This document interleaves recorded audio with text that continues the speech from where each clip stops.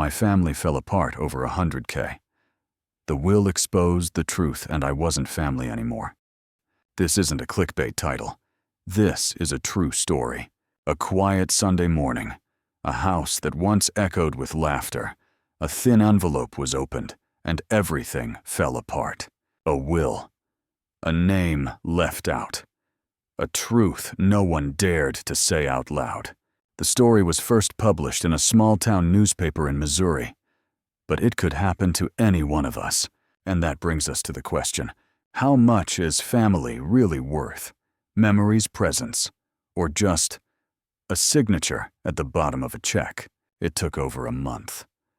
Sleepless nights. Fragments of memories no one wanted to relive. To piece together the full truth. And now you're about to hear it all. Trust me, the next 20 minutes might change the way you see your own family. In the quiet outskirts of Northbury, where oak trees lined the dirt road and the pavement never came, there stood an old wooden house nestled in the middle of over 5 acres of land. People around town called it Mr. Harold's house because he built it himself. Every wall, every roof tile back in the 80s. It wasn't fancy, but it stood firm, just like the man who owned it, steady, quiet, unshakable. 3 generations of the Harold family once lived under that roof, or at least they used to. Mrs. Louise, his wife, would water the flowers every morning. Mr. Harold, he spent his days fixing the chicken coop or hauling dirt into the vegetable beds. They had 3 sons. Gareth, the eldest, was once offered a full-ride scholarship in engineering, but he dropped out in his 2nd year. To come home, to care for his parents. He worked at the local garage. He paid the bills that kept his younger brothers in school. He never married. He lived frugally. Leftovers from dinner became breakfast the next morning. Trent, the middle child, was sharp. He knew how to stand out. He speculated on land, married a brilliant woman in finance, and never missed a chance to remind people he made it on his own.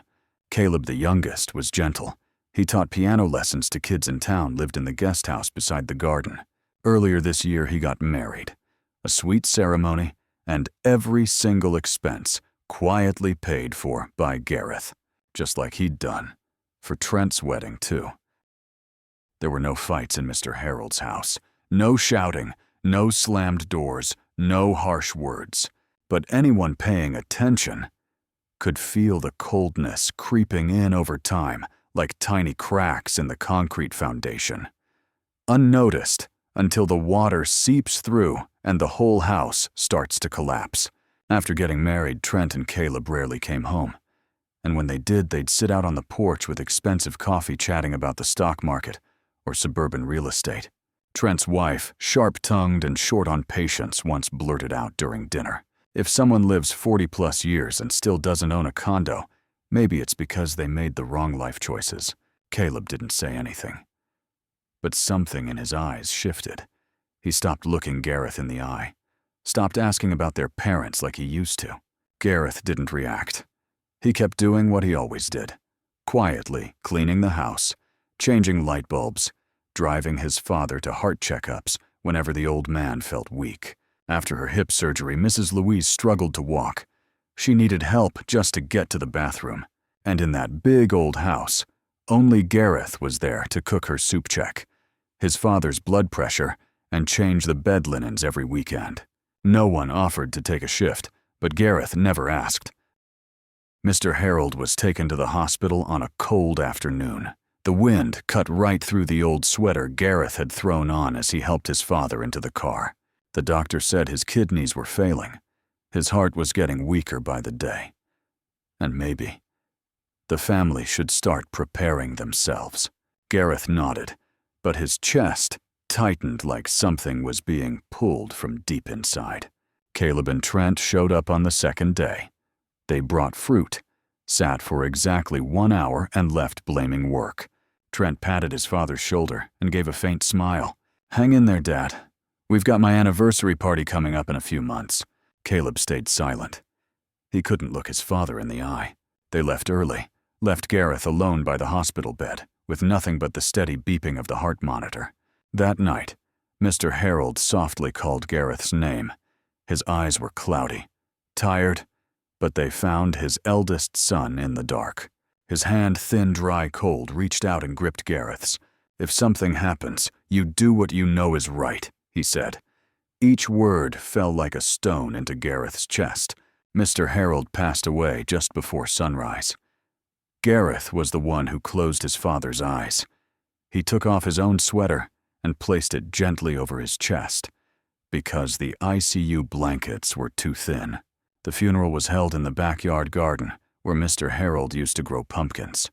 Grief hadn't even settled yet when Trent, in his expensive tailored suit, stood beside the urn and exhaled. "Well, I guess it's time to talk about splitting the land." Gareth's face was still wet with tears, and their mother. Mrs. Louise was sitting quietly clutching the wedding photo of her husband. Trent never did anything without calculation. From the moment he heard that the new highway project would cut through the east side of town, right through the family property, he started digging through the old land ownership documents. At a small county zoning meeting, thanks to an old connection, Trent learned something big. If the land could be cleared on schedule, the compensation for just his section alone could hit $304. But to make that happen, everything had to be clean. No disputes, no questions. And the biggest complication was the will. Mr. Harold had passed, but no one had ever seen the original document. There was no certificate, no probate filing. Trent knew what had to be done. A move to secure the status quo. He and his wife scrambled. They borrowed fast and quiet and scraped together $100,000, barely 2 weeks after the funeral. While grief still hung in the air, they handed Caleb a check along with a signed waiver relinquishing all inheritance claims.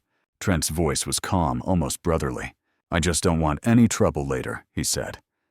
"This is your share. It's fair. Sign it, so it's clear. Caleb." A man who spent his life avoiding conflict trusted his brother. He signed. He had no idea the check was worthless. No account, no funds. The only thing that held legal value was his signature. 2 weeks later, Trent came back to the family house with a lawyer.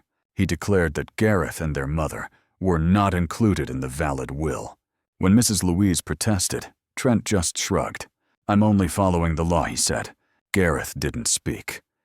He stood silently in the courtyard his father once laid brick by brick, his eyes fixed on a loose tile by the front step, as if something deep within him had just broken. The rental house sat at the end of Evergreen Road, old, damp, and filled with the musty scent of peeling walls. Gareth chose it because it was close to the hospital, and cheap enough so he could take care of his mother and still hold himself together. Mrs. Louise now walked with a cane, and sometimes, like an old reflex, she'd ask softly, "Did your father leave anything behind? Did he mention me? Or you?" Gareth would just shake his head. His father didn't say much in his final years. But he wasn't a cold man. He was simply someone who believed in action over words. That afternoon, the sky drizzled. Gareth was hanging blankets on the porch when the doorbell rang. A mailman in a soaked raincoat handed him a thick envelope stamped with the seal of Norris and Fields Law Office, a name Mr. Harold had once mentioned years ago when discussing land transfers. Gareth wiped his hands and opened it at the kitchen table. Inside was a neatly clipped folder with a handwritten note on top. "Gareth, if you're reading this, it means I'm gone. Read carefully." He turned the pages slowly. It was a will, dated 3 years ago, witnessed by 2 people, notarized by the state, listing total assets of $1,000 from a lottery win Mr. Harold had never told anyone about. But the part that stopped Gareth cold was at the very end. "I, Harold Emmons, leave this inheritance equally to my 3 sons, Gareth, Trent, and Caleb, on the condition that there is no dispute, no forgery, and no coercion involved. In the event of any deception, the entire estate will be given to the son my wife, Louise Emmons, deems the most honest." Gareth didn't know how long he sat at that table, eyes locked on his father's signature. The ink was slightly smeared at the end, as if Mr. Harold's hand had trembled when he signed, but beside it were two other names. A retired doctor and the secretary from the building Mr. Harold used to visit monthly. The notary stamped it in red. Everything was valid, undeniable. The truth wasn't in the worthless check Trent gave Caleb. It wasn't in the flimsy will Trent used to kick them out. It was right here in a quiet envelope sent at just the right time, as if Mr. Harold had known everything all along. When Gareth handed the will to his mother, Mrs. Louise's hands trembled, but she didn't cry. She gently ran her fingers over her husband's final handwritten words and nodded, very slowly. He never forgot you. Gareth once thought he wouldn't sue. He never lived for money, and the last thing he wanted was to drag his grieving mother into cold, ruthless legal battles. But everything changed when Monday's edition of the local newspaper hit the stands.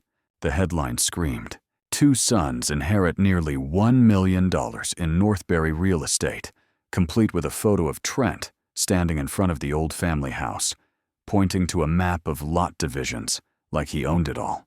Trent wasn't just claiming land. He was writing a whole new narrative. He told the press that their father had chosen to gift the estate to the two sons most capable of managing assets. Caleb said nothing. He stayed on his small patch of land teaching piano, as if none of this was happening. Maybe he couldn't face it. But Trent. He grew bolder by the day. Listings started popping up on real estate websites. Full ownership. No disputes, they read. Gareth said nothing, but he started gathering evidence. He didn't have a legal team, he wasn't famous. But he had three things. First, a copy of the waiver Caleb signed, relinquishing all inheritance rights in exchange for $100,000. Gareth took it to the bank, listed on the check. They confirmed the account in Trent's wife's name never held that amount. The check was a lie. Second, an audio recording of his mother made in front of Attorney Norris. Her voice was faint, but crystal clear. "I confirm that my son, Gareth Emmons, was the only one who cared for my husband until the day he passed. I was never consulted, and I did not agree to the will Trent presented." Third, a statement from their old neighbor, Mrs. Martha, whose house sat right behind the main property. She had seen it all. She remembered Gareth driving his father to the hospital every week. She once helped during a midnight emergency when Mr. Harold had chest pain. Only one son cleared snow for his parents last winter, she said. And it wasn't Trent. Attorney Norris, though not formally representing Gareth, stepped forward as a witness. He admitted the will Trent submitted was never notarized, had no witnesses, and was drafted during a period when Mr. Harold was on high doses of morphine for pain, a time when his mental capacity could have been impaired. When Gareth filed the documents with the Northbury County Court, he didn't feel victorious. He just felt tired. A young lawyer assigned to the case asked him, "Aren't you afraid they'll retaliate? Try to discredit you?" Gareth simply replied, "I don't need to win in their eyes. I just need to make sure my father isn't misunderstood." The courtroom in Northbury County was packed that morning, not because everyone cared about inheritance, but because the whole town knew the Harold family. They all knew the man who built his house with bare hands, who lived quietly for nearly 50 years. And now they were here for one reason, to find out what he left behind and to whom. Trent sat on the right side of the room, in a light gray suit, his hair slicked back stiff with gel. His wife sat beside him expressionless. Caleb quiet. As always, sat in the back row, his hands gripping the wooden bench. Gareth walked in without ceremony. White shirt, old brown coat. He took a seat next to his lawyer, a calm, thin man named Malcolm, the kind of attorney who spent his life representing those with no power. Trent was the first to speak. He presented the original will, claiming their father had left the estate to the two sons who were capable of managing assets. He spoke with confidence, even turning to look at Gareth now and then, like he was daring him to respond. "When my father got sick," Trent said from the witness stand, "he made it clear he wanted the estate in the hands of those who could grow it. Gareth's a good man, I admit that, but he doesn't have a business mind. Everyone in our family knows that. Malcolm simply shrugged, then stood and presented the second will, the one with signatures, notarization, and 2 witnesses. The room stirred as he read the final clause aloud. In the event of deception or coercion, the decision shall rest with Louise Emmons, my wife. The judge raised an eyebrow. So this will was made while Mr. Harold was of sound mind. Yes, Your Honor, Malcolm replied. 3 years ago. He was fully lucid and competent at the time. Trent shot to his feet. I object. He never told us anything about this will. This was never shared with the family. His voice echoed through the courtroom. But then Caleb stood up. His voice was small, shaky, but clear. I signed a waiver to give up my inheritance in exchange for $100,000 from Trent. But the check was worthless. I found out after. I didn't know I was being deceived, but now I do. Trent whipped around, pale-faced. Caleb, what are you saying? I'm telling the truth, Caleb replied, his gaze fixed ahead. I trusted you, but you only saw me as a tool. The air in the room grew thick. Then Mrs. Louise was called to the stand. She walked slowly, leaning on her cane, her frame smaller now, worn from grief. But her eyes clear, unflinching. She didn't read from paper. She looked straight at the judge, then at each of her sons one by one. My husband had 3 sons. She said, her voice rough but steady. One made money. One wrote music. And one never left his father's side during the last 7 months of his life, not even when he no longer remembered who he was. She turned to Gareth. To me, that's enough. No one spoke, not even Trent. For the first time, he had no words, and in that moment, silence spoke louder than any argument. Justice doesn't have to scream. It just needs to be said at the right time by the right person without looking back. On the day of the verdict, the sky was clear, but none of them looked up to see the sun. The courtroom was just as full as on the first day, but this time, no one clapped. No one shouted in anger. Only the judge's voice echoed through the room, final like a clean blade cutting through years of silence. All assets, including real estate cash stocks and related interests, shall be awarded to Mr. Gareth Emmons. Trent and Caleb walked away with nothing. As they left the courthouse, Gareth didn't celebrate. He simply placed a gentle hand on his mother's shoulder, helped her into the car, the same way he always did, as if he'd just fulfilled a duty. Nothing more, nothing less.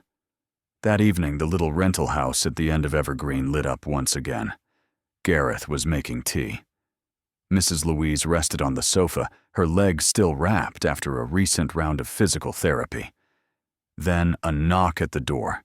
Not urgent, not angry, just quiet and persistent. Gareth opened it, standing in the cold porch. Light were Trent and Caleb. No suits, no smug expressions. Just tired men in wrinkled clothes with hollow eyes like people who had fallen off a cliff and found no one to catch them. Caleb dropped to his knees first. Trent followed slower, but eventually he kneeled too. They didn't look at Gareth. They looked past him to their mother. She slowly sat up, gripping her cane, and stepped out onto the doorway, shaky but standing. I'm sorry, Mom, Caleb whispered, voice tight with guilt. I didn't know it would come to this. I thought, if I could just have a share, maybe I'd be okay. Trent couldn't meet her eyes. His voice cracked. Mom, let me take you home. The house is Gareth's. Now I know that. But you're still our mother. Please don't let me lose you too. I've already lost everything, my company, my house. Don't let me lose you. Mrs. Louise stood still. The night wind was cold. Her silver hair fluttered gently. It took her a long moment to speak. You call me mother. But did either of you ever really ask me what I wanted? Silence. When your father was dying, it was Gareth who wiped his face. Gareth who changed his clothes. Gareth, who walked to the hospital every day when there wasn't even gas money left. She paused, her voice lowered. Soft as a broom sweeping an old wooden floor. And the two of you, one focused on selling land, the other signed away his parents for a check that never cleared. Caleb bowed his head lower. Trent bit his lip, eyes wet. I really am sorry, Caleb said, his voice breaking. Even if you never forgive me, if you just come back with us, I won't feel so haunted. Mrs. Louise looked at her sons. Now, kneeling on the cold cement, two men who once saw their parents' home as an asset, now stripped of even the right to say the word family. She shook her head gently. Thank you, she said slowly, but I'm already living with the one who never left me behind. And then she turned back inside, leaving the door only slightly ajar. No shouting, no slamming, no final goodbye. Just silence and two men who stayed on their knees long after, as if they knew this time. What they'd lost couldn't be bought back with money or begged back with tears. 1 week after the trial, Gareth sat with his wife, Emily, at the same small kitchen table they had shared for the past 10 years. The rental house wasn't much, but it had room for a worn wooden table and for two people to sit across from each other, hands entwined. Saying nothing yet understanding everything. Emily had never involved herself in her husband's family matters. She hadn't gone to court. She hadn't argued. She just quietly cared for Mrs. Louise. Cooking meals, washing cloths, tending to wounds that weren't always visible. But that night, she placed her hand gently on Gareth's and said softly, "You can forgive, but it has to be clear." Gareth nodded. The next morning, he called his lawyer and drafted a document. It stated clearly Trent and Caleb would each receive $100,000 to be transferred within 30 days. But attached was a binding clause. This amount does not imply the reinstatement of any ownership, blood relation, or inheritance rights. All future claims will be declined. This is an end, not a beginning. When asked why he did it after everything his brothers had done, Gareth simply replied, "I'm not doing it because they deserve it. I'm doing it because their children don't. A child should never pay the price for a parent's greed." Most of the remaining inheritance was left untouched. He used part of it to renovate the old family home, which now bore his name, so that Mrs. Louise could return and spend her final days in the very kitchen where she once taught 3 young boys how to make beef stew. The rest he placed into a small scholarship fund in the name of Harold Emmons for local students from working-class families. "My father never needed to be honored," Gareth said. "But he deserves to be remembered in the way that's truest." That April morning, there was no sun, no rain, just a thin veil of mist over the grass, and a soft breeze like a sigh that hadn't yet finished. Gareth carried a bouquet of white daffodils, the kind his father once planted along the fence line to the small cemetery on the south edge of town. He went alone. He needed no one to go with him. Mr. Harold's grave sat beneath an old oak tree. The grass neatly trimmed the headstone still new, and carved beneath his name was a line that made Gareth pause, even though he had read it before in the engraving sketch. "If one day you find your heart at peace, it means you were right." It was his father's handwriting. Not poetic, not philosophical, just a sentence scribbled by hand in an old notebook Mrs. Louise had found in the back of a drawer after the funeral. Gareth said nothing. He sat on the low stone step before the grave, laid the bouquet gently to the side, and rested his hands on his knees. No tears, no whispers, just silence. Like the silence he once shared during long nights at the hospital, beside his father, expecting nothing except to be there. When he stood, Gareth placed his hand on the cool stone. Just for a moment, as if Mr. Harold was still there, still listening, not with his ears, but with a love that had never once left.